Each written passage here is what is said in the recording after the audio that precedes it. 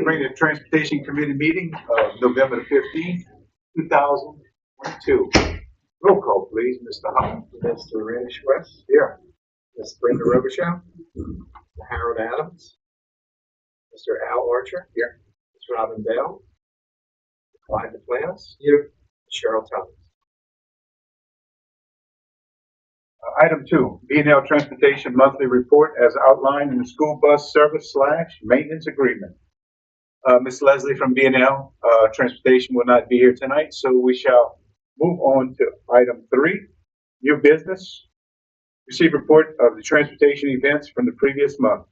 All right. Well, this month marks the full year that I've been here, and so Thank you, Secretary, and that's well. I want to thank you guys. The committee was this past year has been great to work with, answering questions and making sure the department can go in the right direction. And then this past year, we've hired right at about 20 new drivers, and we have right around 7 that we're looking to hopefully start by the January turn of the year. So our numbers keep increasing and streamlining the training process to be able to have the hires get on faster and just keep recruiting. And the culture of the department, talking to Ms. earlier, is in the right direction. The drivers all seem to be in a good spot. Our goal is to support them, and that's where we just got our new dispatcher. She's going to start soon, and we're excited about that addition. And the best part about it is that the administration at the school, all the schools, that the drivers all seem to be positive. And it's been a fun year, an exciting year, with a lot of ups and a lot of downs, but a lot more ups and situations that we've had provide great solutions for the schools and students in the community. And I'm really looking forward to another great year with the committee and the drivers and the new drivers that we plan on having on the next few months. any questions or comments from the board? Yeah, Sure, go ahead. we discussed earlier in reference to locations and cleaning of the buses. We're still in the process of trying to work that out today. Yeah, so at first we had looked at dealing with the sheriff, the local police departments, and they're understaffed, kind of like everyone else is right now, and we haven't been able to get that scheduled and in place. So right now, I just started looking into having smaller areas set up at certain school sites to have basically an area that's a bin, basically, of all the cleaning utensils and everything, and have times that drivers can go and buses clean and have everything supplied there so they can do it on their timeline at a school site and make sure it's a safe, secure location that they can do it for the ones that don't have the access to clean buses. That's only inside. I know the outside was the main issue about safety and liabilities. So that's still or still in the works, so we're still trying to resolve that particular part of maintenance on the outside. Is that we're not allowed the staff to do that, so we still need to find a solution for that. Yeah, and look, we've got to put in the background financial check. So we were going to put 3 bus storage facilities in our obviously Hurricane Ida changed that. Once we get to a place where we've got enough revenue in the construction budget, I really think we can still pursue one. Likely in the central area, and that one site would be a place where it would serve like as an all-purpose chipping loop where buses can come in, get service, get their oil check, get everything done.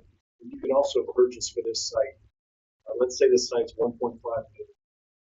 You can buy what would be part of the architectural design is to put an exterior washing mechanism at this site for about $40,000. So for about $40,000, you can have a drive-through bus cleaning station, much like you see these ones you drive your own vehicle. Like a car wash.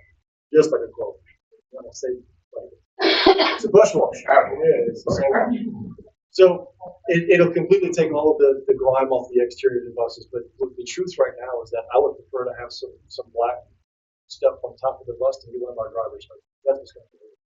So that's the touch and go. We don't want to apply caustic chemicals that'll take that stuff off and then potentially damage the bus and a B&L for the damage of the bus. So it's a catch-22 in that we don't want to damage the equipment, but we want to have presentable buses for our kids to get on. So the insides are clean, the exterior is a working process. I don't think we're going to have a really good plan in place until we are able to establish that facility with a thing that the bus can drive through the exterior properly, safe, and really economic.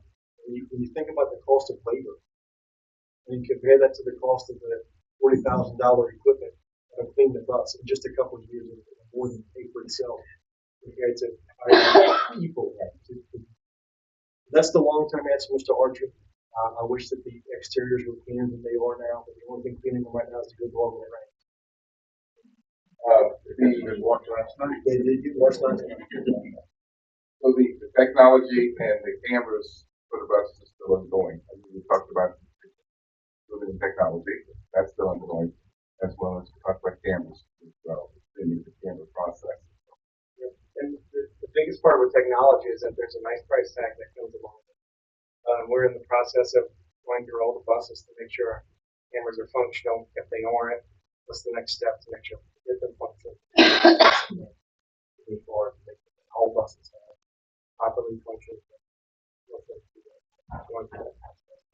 The technology down the road, it's wide open to FP cameras on the bus, motion detectors on the bus, picking up ID tags from students to just static cameras. But yeah, there's a lot to do. In the propane buses, of course, we have no answer now because this is out, so we have no updates.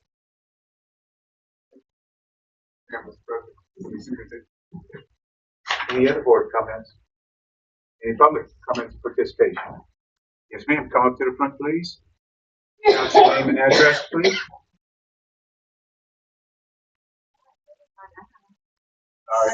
Rule.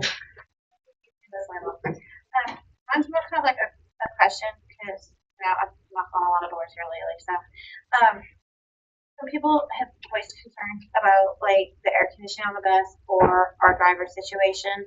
And my kids don't ride the bus. In all fairness, everybody, I ride with their sister. So, where are y'all with that? Like, we talked about because it was confusing for us when we would sit out here from this perspective again. We thought we had all new buses, but I know not every single bus in the parish is new, but we thought they had like AC, that kind of thing. And so sometimes when they're broken or they don't work well, those were like concerns. I'm not trying to judge, just letting you know. And like the other thing with kids not getting home till 5 o'clock or the breakdowns and that kind of thing, like That's two great questions. And when the ACs on buses, all of the newer buses come with ACs. The older buses, ACs were installed in their aftermarket AC system. In the hot summer months, if you open the door, there's always one window that's cracked.